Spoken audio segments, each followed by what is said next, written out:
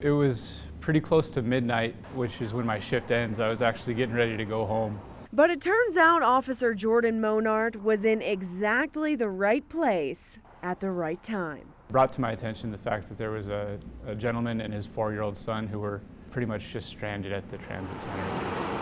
It wasn't because they missed their bus. The transit center security guard says the father requested he contact police. He had nowhere to go, he didn't know what to do, and he was going to basically be sleeping on the streets with his son if there wasn't somebody that came to help him. As a downtown patrol officer, he's familiar with the resources available to our homeless.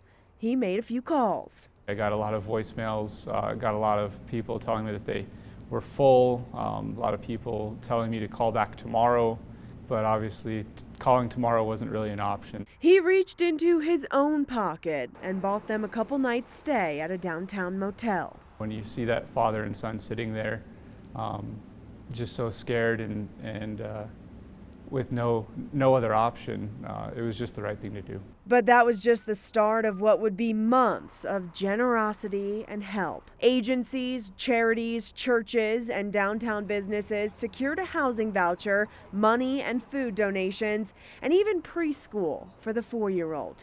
And it all started with those phone calls from Officer Monart. The people on the other end of those phone calls to give donations and to come through for the family, it was incredible. The father and son moved into a new apartment earlier this month. They now have a home of their own. I think what I enjoyed the most about it was just to see the relief on the father's face and in his eyes that there was stability, long-term stability for him and his son.